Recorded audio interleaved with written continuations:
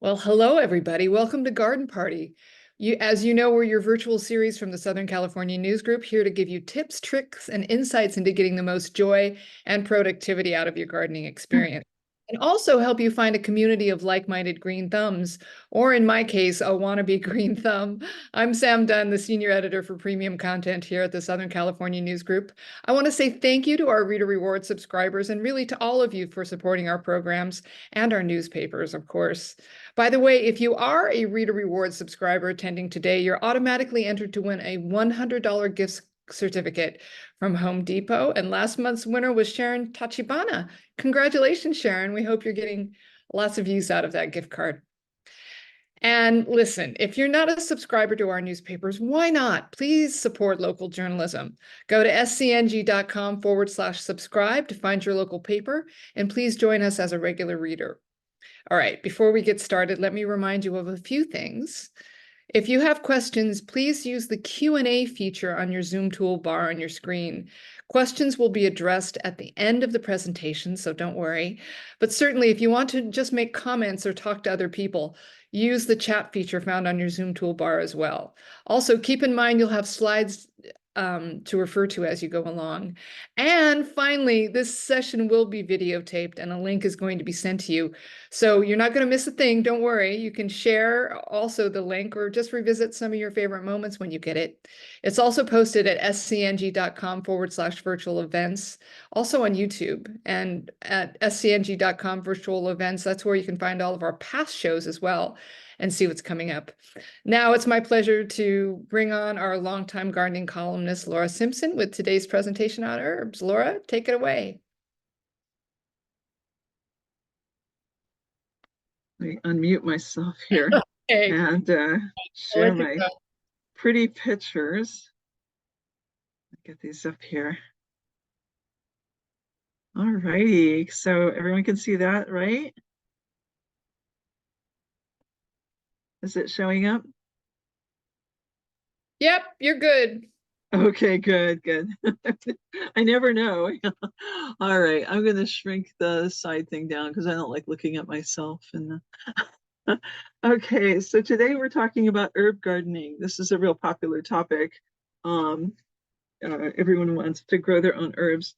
And it's a good starter point if you're interested in growing vegetables or growing like an edible landscape. I always recommend starting with herbs because if I don't know if you've looked in a grocery store, but some of those little sad packages of herbs cost kind of a lot of money for what you get. And it's really nice to be able to just go outside and maybe grab a sprig of rosemary or just a handful of herbs and throw them in your omelet or whatever, and not have to run to the store. And when you pick them fresh, they taste so much better anyway. So let's see. So what is an herb?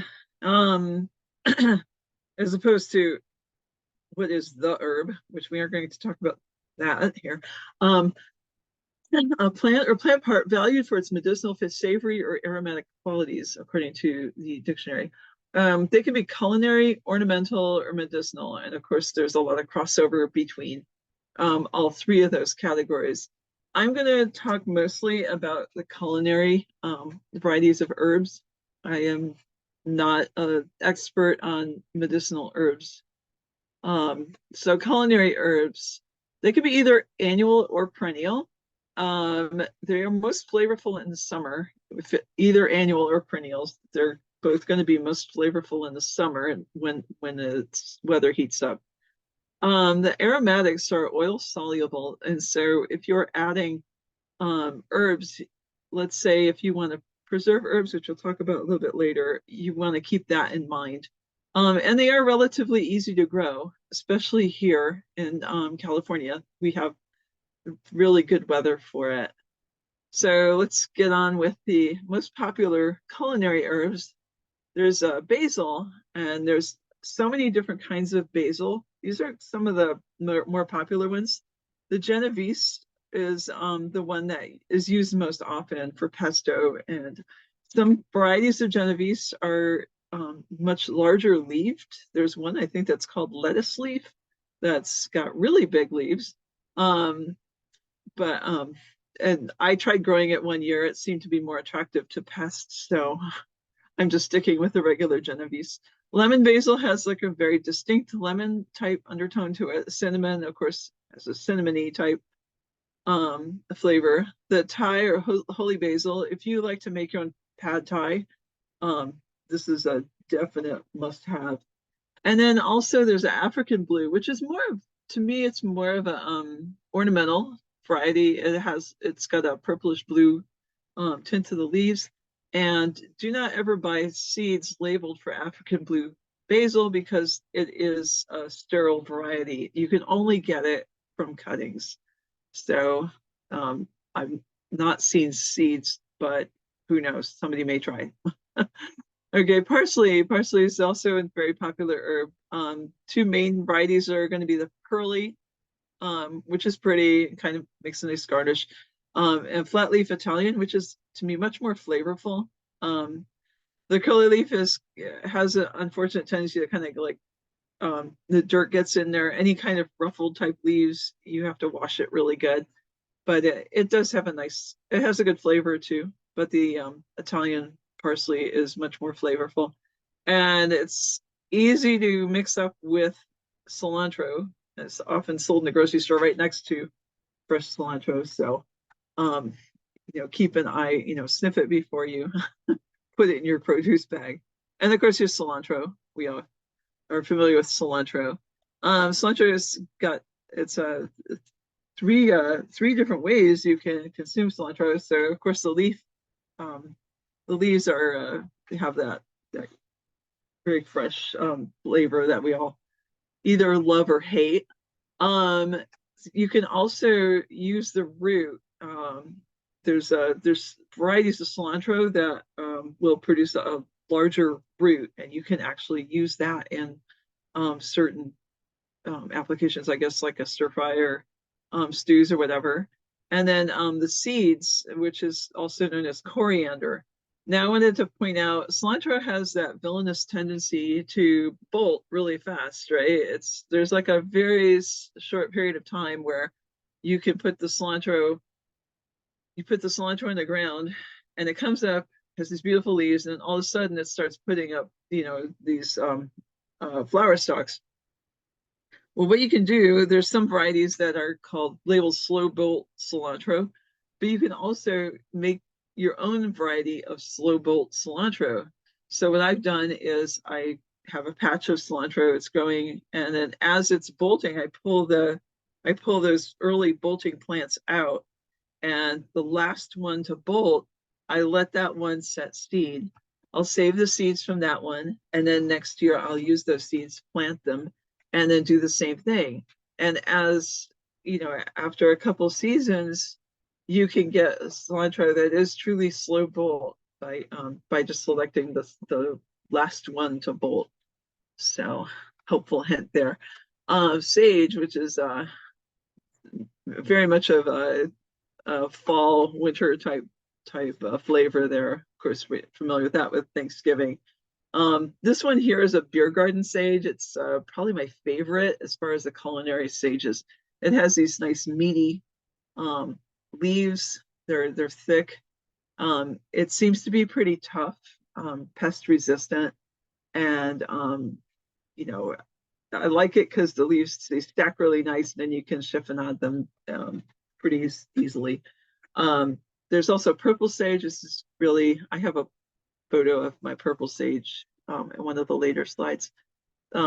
It's very pretty, but it also does have a nice sage flavor as well, and variegated sage. And there's different types of sage. And this would be Salvia officinalis. There's the ornamental stages, and those are not edible. And I have a slide on those a little bit later too. And thyme, there's so many different varieties of thyme. This is only a few of them. So the English is probably the classic thyme that you're most familiar with. Silver thyme, which has the leaves have like a little edge of white or silver on them.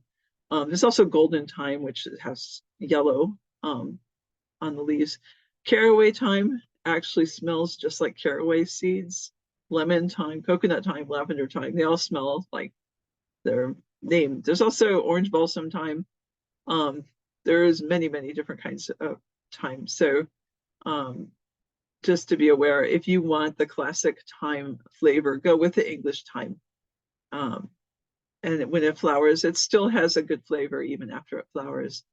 Oregano and marjoram are basically the same plant.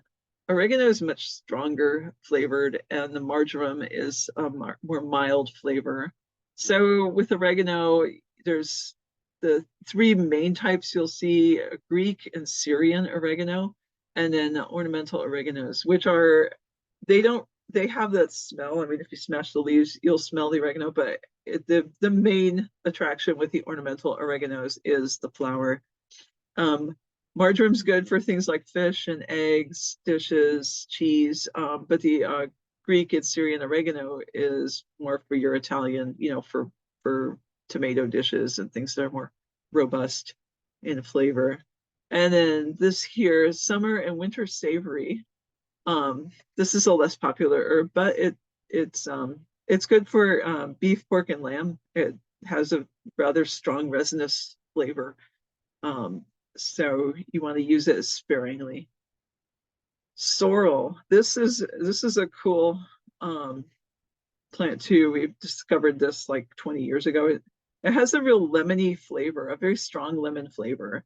And my daughter's a chef, so she made a sauce using a chiffonaded sorrel leaves and butter and some other marvelous stuff.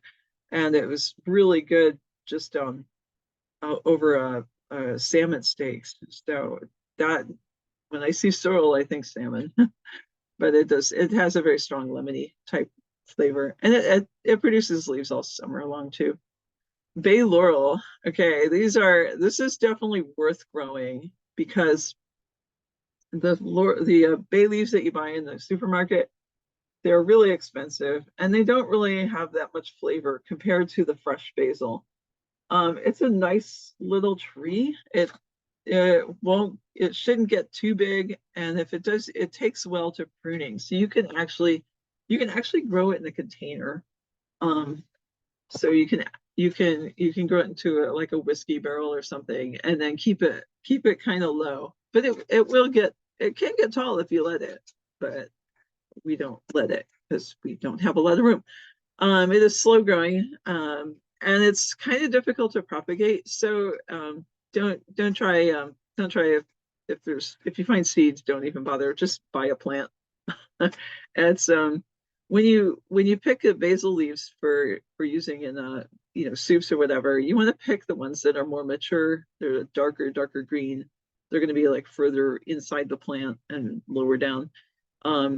So pick the more mature leaves, they have more flavor. And then what I like to do is just tear them off, tear them just to the main stem, and that releases a lot more flavor. And but then you can fish the whole leaf out when you're done.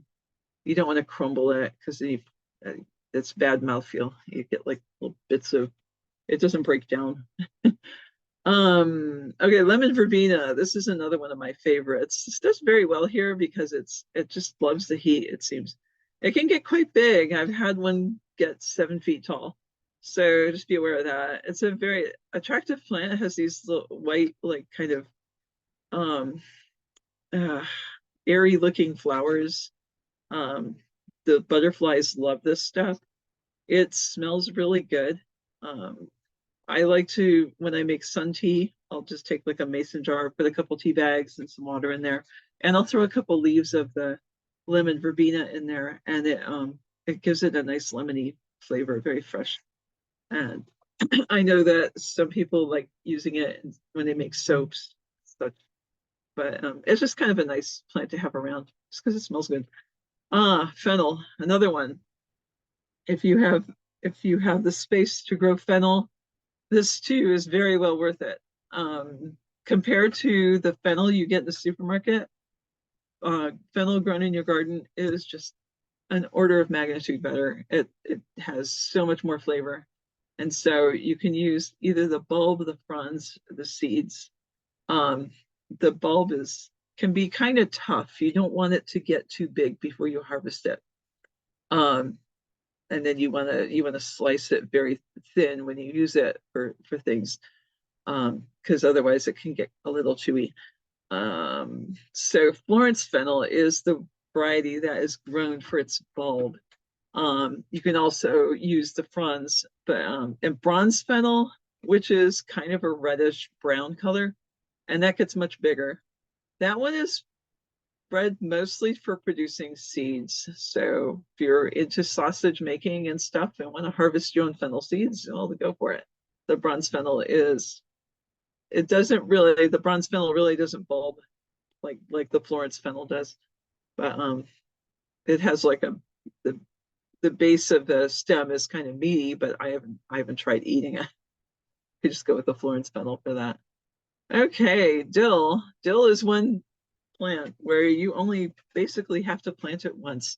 Um, you can harvest it for the leaves or the seeds. There's different varieties that are bred to produce more leaves, and other varieties that they produce less leaves and more seeds. So the fern leaf dill is one for the leaves, and I forget which one is bred for seeds, but fern leaf is one. If you want a fluffier plant, you like using the leaves, then go with fern leaf. It isn't annual. It does reseed rather happily. It produces those umbo flowers, the ones that look like Queen Anne's lace, and then they drop. So those flowers are very attractive to beneficial insects. This is a good plant to have in your yard for that.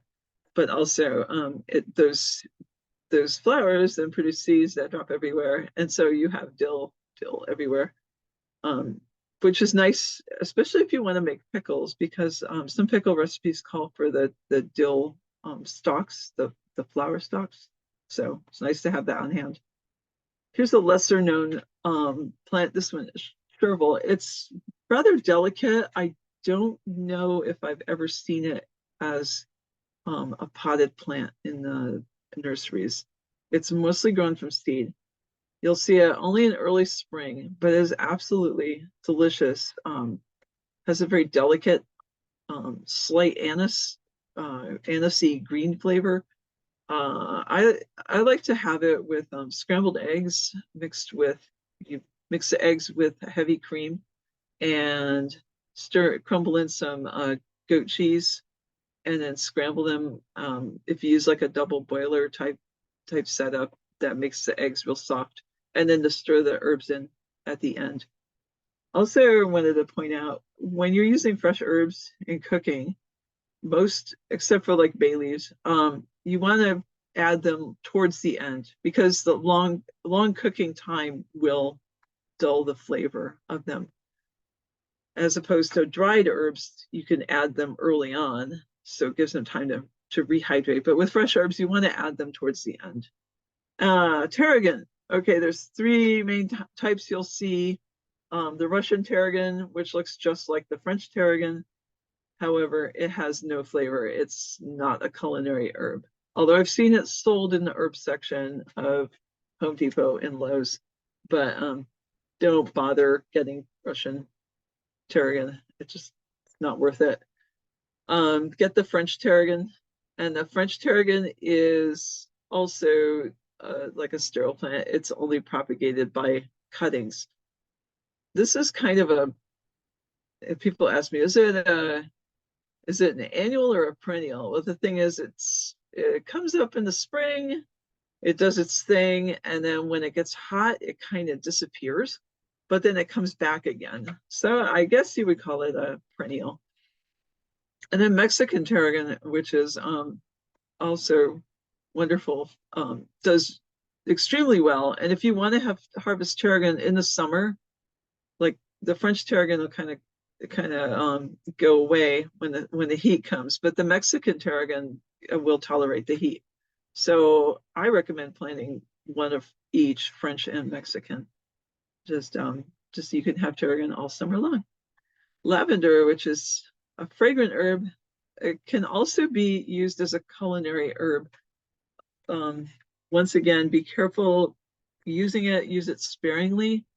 It's a very resinous herb. It has very strong flavor that it can turn overwhelmingly bitter if you use too much of it.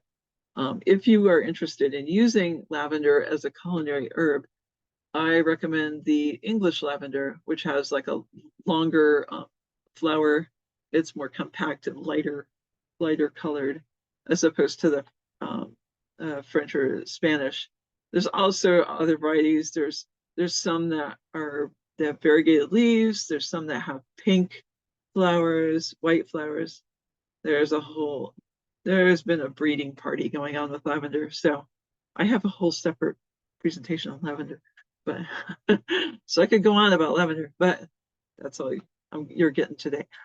Okay, mint. There are lots of varieties of mint as well. There's been a lot of cool breeding work done with mint. There's apple mint, chocolate mint, spearmint, peppermint, you know, all sorts of mint.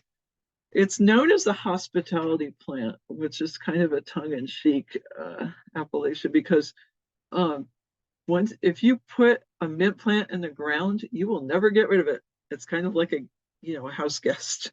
It just overstays its welcome. So if you want to grow mint, put it in a pot and keep an eye on it because it will put out these long stems looking for the ground because it does want to take over. So just to be aware of that. Although it is nice to have, if you use it for tea, you want to let it dry first. Don't use fresh mint in tea. It just tastes like grass clippings basically. So you want to wait for it to dry before you use it in tea. But it's also good in like salads, all sorts of different applications. And then a little bit about ornamental herbs. So ornamental herbs, some of the culinary herbs are quite ornamental. There can be variegation, just like different kinds of flowers or a different leaf shape. It's like oftentimes it's bred from a culinary herb or it's a relative. And they're attractive to pollinators and other beneficials. So even if you're not eating it, you can use it for attracting, hoverflies and bees and things. And in this photograph, you could see like on the left-hand side, that's an example of an ornamental herb. It's lipstick or hot lips sage. So it's a Salvia augustifolia, and it has the smaller leaves and the flowers that are very attractive to hummingbirds and butterflies, and bees and stuff. But that's one of the varieties. And of course, you go to the nurseries and you'll see all sorts of wild colors of sage everywhere. So here's one. This is a big favorite of mine. It's Kent Beauty. It's just absolutely gorgeous.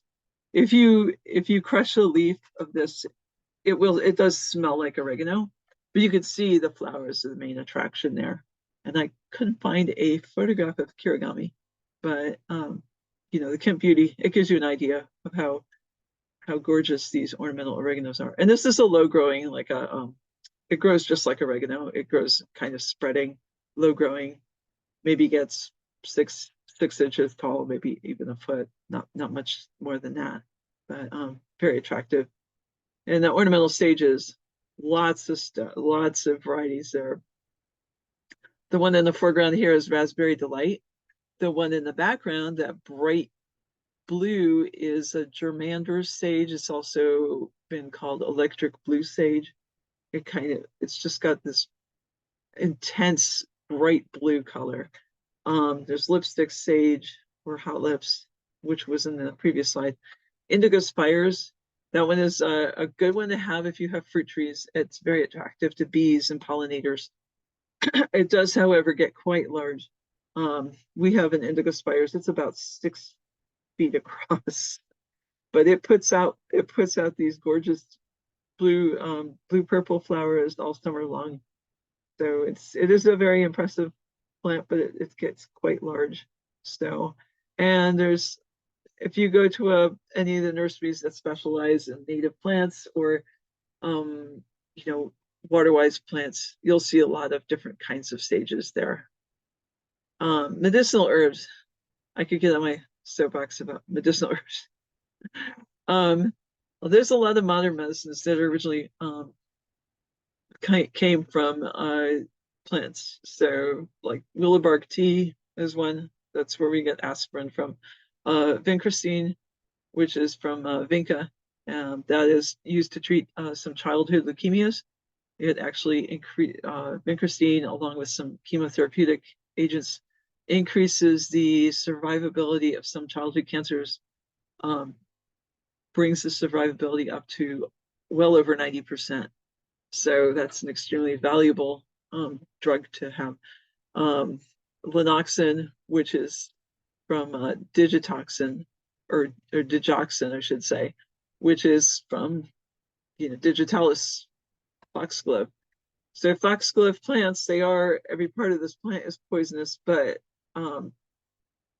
they were able to use it to treat congestive heart failure. It slows the heart down and increases the contractility of the heart muscle. So it causes the heart, instead of pumping weakly and fast, it slows it down and causes it to pump more efficiently. And this is a drug, this has been around for a long time. Since Roman times, they used digitalis for that. There's a lot of medicinal herbs that you don't want to take it all. Comfrey is one. In the 80s, I think comfrey tea was like a big fad thing, but they found it caused liver failure. So you have to be very, very careful with medicinal herbs. The concentration ingredients, it can vary according to how hot the weather is, how much water it's gotten, what kind of soil it's grown in, all sorts of things, what stage of its life cycle it's in. There's so many variables. So you can, it may have a beneficial compound, but too much of a good thing is a bad thing, right? So that's something you don't want to make your own. You do not want to make your own medicine from the garden. Herbal remedies are actually not regulated by the FDA. They're classified as a food, and so even with stuff that's on the market that you can buy in the health food store and stuff, be very, very careful. Also, if you go to the doctor, make sure you tell them if you're taking any herbal supplements or medicines, because they do have a tendency to interact, and people don't think of them as drugs, but they can be.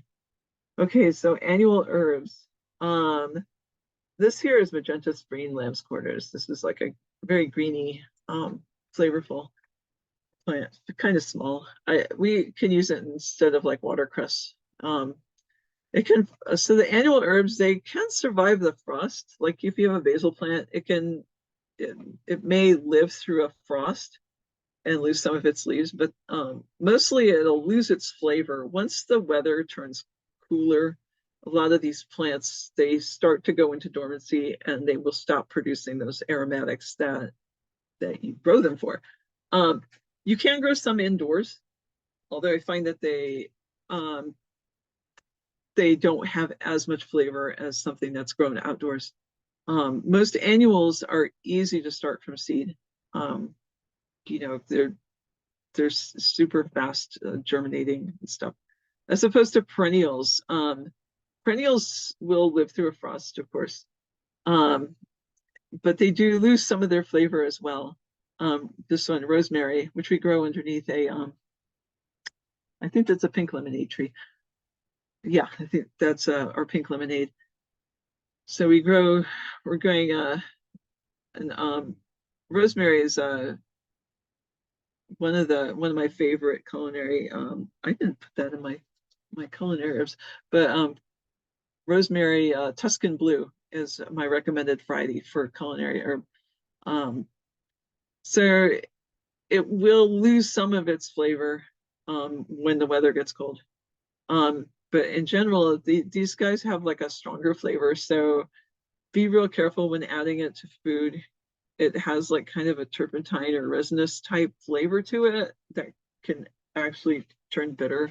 I believe that for the Seder Passover meal, when they talk about bitter herbs, they use rosemary as one of the bitter herbs for that reason.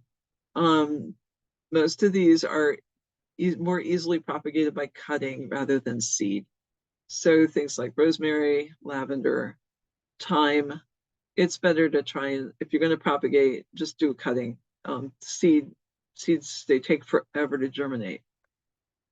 I had lavender seeds. I put them in my garden and finally got lavender like 3 years later. So um, don't try to grow them from seed. It's not worth it. So what do they need? A common misconception is that herbs can put up with all sorts of horrible treatment, right? Well, they can survive, but if you want them to thrive and be happy and taste good, you want all these things. Good drainage, of course. Nobody likes wet feet. They really prefer dry air, which is not a problem here. If you try to grow herbs in, say, the Midwest or on the East Coast where there's a lot of humidity, they recommend that you put gravel down as a mulch to help it reflects the sunlight and helps keep the air around that plant drier. So it helps with the humidity. Regular watering, of course, decent soil. I mean, like, that's the thing. I've heard people say, oh, they can grow in all sorts of bad soil. They like bad soil. I was like, no, they don't like bad soil. They can grow in it, but they don't like it. So do bother to supplement your soil with compost and stuff. Throw out some fertilization, because I mean you're harvesting the leaves, so you want those leaves to be healthy and hopefully lots of leaves. So give it some fertilizer and help it produce more leaves. And it does need, all herbs need 6 hours of sunlight a day, because they need basically the same things that vegetables do. And to maintain them, pretty easy to maintain. Try to remove the flowers from certain, like thinking basil mostly, but like parsley, cilantro, you kind of want to chop that flower head off. It helps prolong the leaf production. And when a plant produces flowers, what happens, I mean, this is really evident with lettuce. When you have a lettuce plant, it starts to bolt and it throws that flower head up, and then you'll notice the leaves become really bitter. What's happening there is that plant is getting ready to reproduce. So it's all the sugars that were in the leaves are going up into the flowers to make seeds, because that's what its job is at that point. And so same thing here, you want to remove the flowers to encourage more leaf growth. And also it helps maintain the flavor as well. A lot of basils will kind of lose their flavor once they flower. So you want to head it off at the pass. Remove the dead branches, of course, just for aesthetic purposes. For a lot of plants, you want to avoid that radical pruning. This is especially applicable with lavender. I've had a couple lavender plants that unfortunately have killed.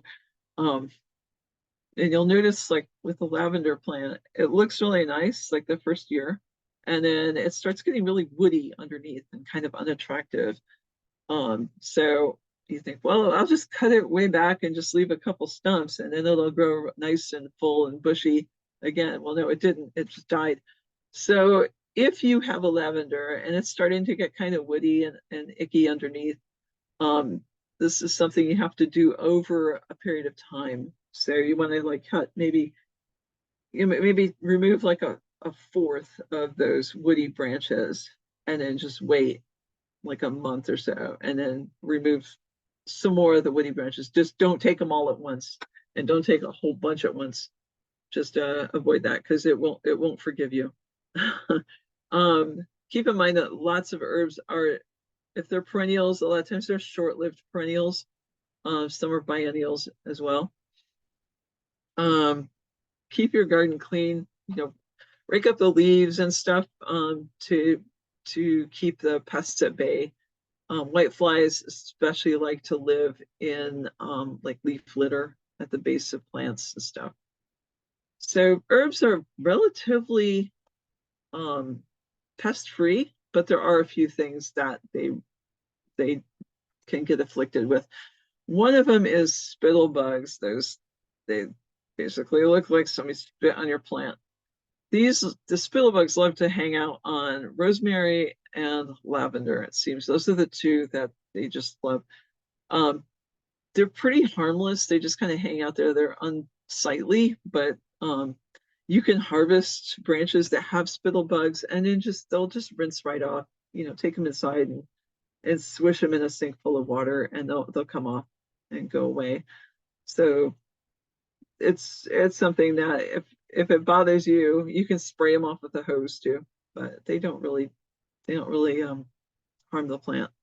White flies, they can be obnoxious, and like I said on the previous slide, you want to go underneath and kind of pull out the dead leaves and stuff that have fallen in there and remove some of the dead material underneath, because that's white fly.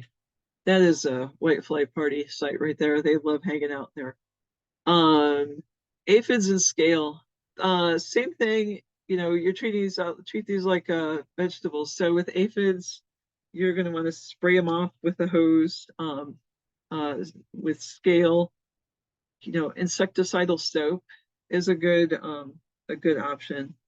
Um, Also maybe put some ant bait out that will control the ants, because controlling ants will help keep the aphids and scale down. Omnivorous loopers, these guys are sneaky. They're like little green caterpillars. Um, we actually bought like a potted basil plant, I think from Trader Joe's. Brought it home and I put it on the kitchen sink. I was going to plant it, and the next morning I came out and half the leaves were gone. And I found a little green caterpillar in there. So look out for these guys. They're very hungry and they're sneaky. They're hard to find. Usually you'll find them on the underside of leaves, and they will attack more of the tender leafed plants like basil. And basil is very tender leafed, so they like their basil. And of course slugs and snails. So with slugs and snails, just look for their hiding place. We found a bunch of these guys underneath a pot. It was absolutely disgusting. But we were plagued with seedlings disappearing, and we saw these little silver trails everywhere, and we were trying to find out where they were hiding. And then my husband found where they were hiding, and that was just really gross. And so we scraped them off into ammonia water and put that bowl back down. And the next day there were just as many again. So it took a couple rounds, but we finally took care of our slug problem. That was just really gross. Okay, so preserving herbs. They're like, you have let's say you have a basil plant, it's like 4 feet tall, and you're like, what am I going to do with all this basil? And if you live in an Italian neighborhood, that that's not a problem. You give it to your neighbors, but like even then, there's only so much basil you can use at one time. So what can you do? Drying it is probably the best way to deal with massive quantities of herbs, because when you dry something, you reduce the volume by about 90 something percent. Um, you don't need a fancy dehydrator. I mean, the dehydrator will dry stuff fast, but you can also tie them up in bundles like this.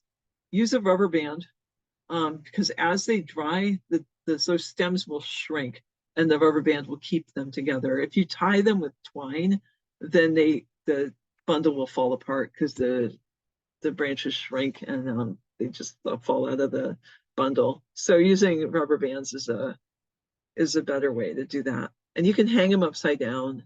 Hang them up in someplace where there's reasonable air circulation, kind of out of the sun. And they dry relatively quickly. Then you can crush them, and I like to freeze them. Just helps preserve them a little better. But you've got like a giant table full of basil, and you can shrink that down to like a couple Ziploc bags worth of crushed basil. You can also make pesto, different kinds of herb butters and ice cubes. Just remember to label. I like herb butters because, like I said before, the aromatic elements of herbs is oil soluble, fat soluble. So melting butter and then stirring in some chopped up fresh herbs and then putting them into ice cube trays or whatever and freezing them. Then you have like a nice herb butter that you can melt over, fish or vegetables or whatever. That's a real good way to preserve it. Ice cubes as well, but ice cubes aren't as successful, I don't think, at preserving the flavor. You can also use it in ingredients like salsa, different kinds of sauces, soups. If you're into food preserving, you can can salsa that we use quite a bit of herbs, particularly like cilantro. You can also make flavored vinegars with it, where you drop apple cider vinegar or red wine vinegar and just drop a sprig of thyme or whatever in there. I don't recommend making flavored oils though. That is a botulism risk. So vinegars, it's safe because it's an acidic environment, but you don't want to do that with oils, despite what you might have seen on Pinterest. Don't do that. So what did I think would be the takeaway for this class would be culinary herbs. Just grow them kind of like vegetables. If you have a pest problem, just use something that's safe to use on vegetables. Insecticidal soap or any of the organic type things. They like the regular water, 6 hours of sun a day, and decent soil. Some culinary herbs can be really quite pretty, and beware of herbal remedies. And I think there we go. There's my resource page. So this is basically, if you want to find out more, these are my go-to resources. The University of California website has a beautiful herb garden. There's other botanic gardens. Huntington Library, I'm sure, has an herb garden there. Most botanic gardens do have herb section. The Western Garden Book, which is my go-to book. Also talk to local garden clubs. I always recommend just like joining a local garden club because you can learn a lot about your particular city. A lot of garden clubs are based in cities. I mean, Temecula has a garden club and Marietta has a garden club, and they're so close together, but there's like different focuses of interest there. And then of course demonstration gardens too. There's a lot of water district gardens that have how to landscape for saving water, but they also include quite a lot of herbs and things. So those are kind of fun to visit as well.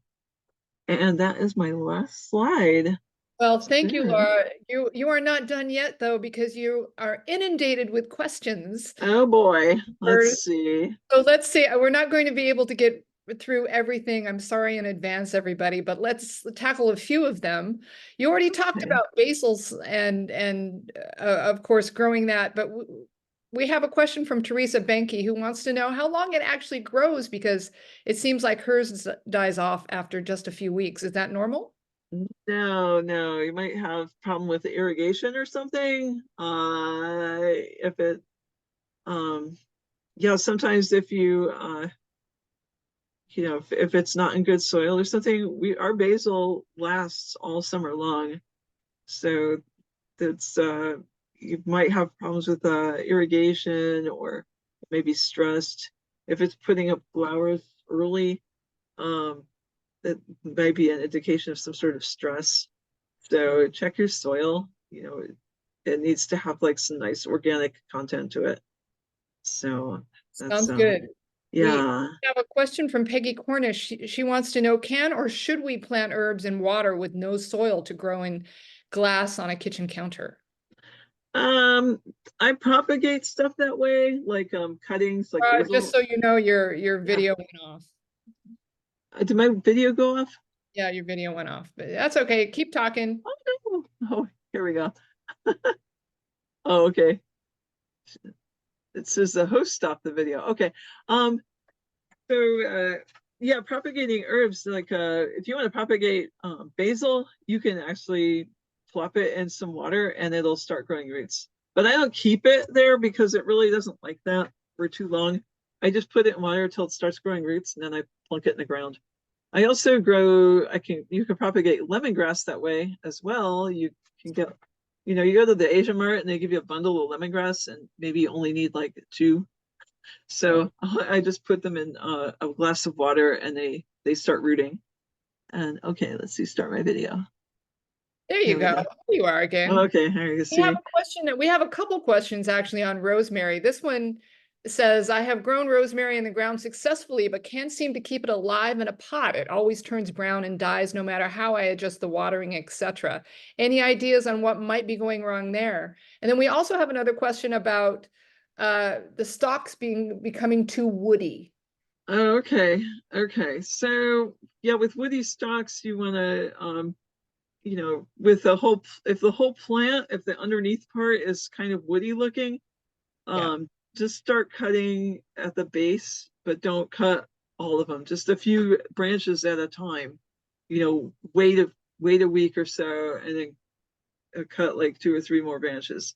You don't want to do it all at once. You don't want to like ground zero it because some plants like that and they'll come back nice and bushy, but a lot of herbs really dislike that. So just trim it like gradually.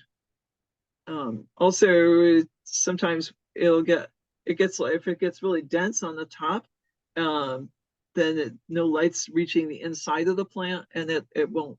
It'll start looking woody because there's no leaves down there because there's no light reaching. And if So, and if you're not having any success with potted rosemary, what to do there? um, a lot of times with potted plants, the real problem with potted plants is that sometimes they end up being waterlogged. Like Uh, if your pot's drainage holes get stopped up, which is very common, um, that plant the roots will be sitting in wet soil for too long and it will die. And if it turns brown like that and just dies, that's probably what's happening. So all yeah. right, no more watering. Okay. Monique Wynn wants to know, does cilantro need a lot of sunlight? Uh you know, it needs a decent amount of sunlight, but what we like to do is plant it kind of in the shadow of like our tomatoes and stuff, so it takes a little bit longer to bolt. Okay, But fair. you don't want to plant it in the total shade. And then we have a question from Yolanda Lixon who wants to know, is bay laurel a good tree or shrub for drought tolerant planting? Mm, I think so. It's got the thick leaves. They're pretty tough. So, I wouldn't plant it like a desert landscape, but Uh, if you're planting things like, stages and stuff like that, then yeah, bay laurel would be nice. And you can train them to be like a topiary type tree. oh, So nice. yeah. We have a question on French tarragon. This is interesting because I love French tarragon myself. Debbie Phillips wants to know, where can she get it? She's never seen it for sale. Uh, I would try some smaller locally owned nurseries. Um, you know, like Parkview or any of the Louis Nursery or something like that, as opposed to Home Depot. I've always seen Russian tarragon at Home Depot, but the French tarragon, I would go to the smaller nurseries to find that. Yeah. Right, fair enough. We have a question from Mary Minar who wants to know, will dill grow for usage during the entire year? She thought it was an annual, and Yeah, it is an annual, but it reseeds very enthusiastically. yeah, So if you let it flower and let the flowers stay and they'll drop seed and you can have probably a couple rounds of dill through the summer. It will not grow in the winter time. all right. It's a summer type thing. And now we have a question. Excuse me, I'm losing my voice. Ah. When can we prune back lavender? When's a good pruning time? um my husband hacks mine back like when he gets tired of I've got a lavender plant that I've had forever, and it's about 6 feet across. Yeah. I would do it in do some in the fall, like because you want to get underneath and get rid of, you can cut off the dead stuff, Mhm. and you want to, rake out the fallen leaves and stuff, like I said, for avoiding whitefly infestation. But with lavender, you want to kind of, it's not a 1 day thing. You want to cut like a few branches off at a time when you're trying to rejuvenate the plant, because it just totally does not deal with hard pruning. Uh, So yeah, and you can cut the top, and bring it down. Um, you know, like when the flowers are done and they're all dried up and everything. Well, then you can go through and, like, kind of give it a haircut on top. But as far as like trying to thin it out from underneath, that you have to do gradually, kind of sneaky, with a- so it doesn't know. we have a question, an interesting question from Mary McKinsey, who wants to know what herbs are best to repel insects in a vegetable garden. Any of the ones we've mentioned so far? Well, usually, a lot of times you want to attract certain insects and repel others, because you know, the vegetables kind of depend on the bees to pollinate. So you want to grow some things in there to attract the bees. Now, supposedly marigolds will repel like rabbits. I found my cats to be much more reliable. um, but I'm all for planting flowers in a vegetable garden. I like, marigolds. I've grown petunias, That's great. nasturtiums, things like that. I like putting some color in the vegetable garden. And I just So, realized we are almost out of time. I'm just going to have we uh, got time for one more question. I'm sorry, folks. Elizabeth Russell wants to know, are there any herbs to grow in partial sun that can be culinary or ornamental? um, well, here in California, partial sun can be almost like full sun in normal places. Okay. So, if you're getting like it's like I don't know, if you're talking like 2 hours of sun a day, probably won't do well. I mean, just kind of like look and see how it's doing. Mhm. Sometimes it'll do okay on like a east side of a house or something. It might be okay with like less sun, because our sun is so intense here. Right. Um, but if it's looking like it's suffering, it's not growing, and the leaves look sad, then you might want to dig it up and relocate it. So All just right. kind of play around. Well, listen, I am so sorry we didn't get to all of these questions, but Yeah, that's like good questions. Yeah. that's all the time we have. Laura, thank you again for your Oh, expertise thanks. sharing of this. It's wonderful. Folks, we're going to see you again next time for Laura's presentation on houseplants for April 17th. All Um, right. don't forget to read her in the newspaper. She's a font of knowledge and she's always there. Uh, but join us actually next week too for a new virtual program. We have Right Size Your Life and Live Well with our home organizing expert and syndicated columnist, Marnie Jameson. Meanwhile, please register for all of our upcoming programs and catch up on what you might have missed by going to scng.com/virtual events. If you'd like to share your thoughts from today or you have additional questions, please email us at events@scng.com. We will also forward any questions on to Laura. I'm sure she appreciates that. Thanks, Laura. Hey, and a final reminder, if you are not a subscriber to one of our wonderful local papers, but you want to get in on all of our entertainment and information, give us a call at 877-469-6133. Again, thank you for your support, everybody, and we hope to see you next time. Take care.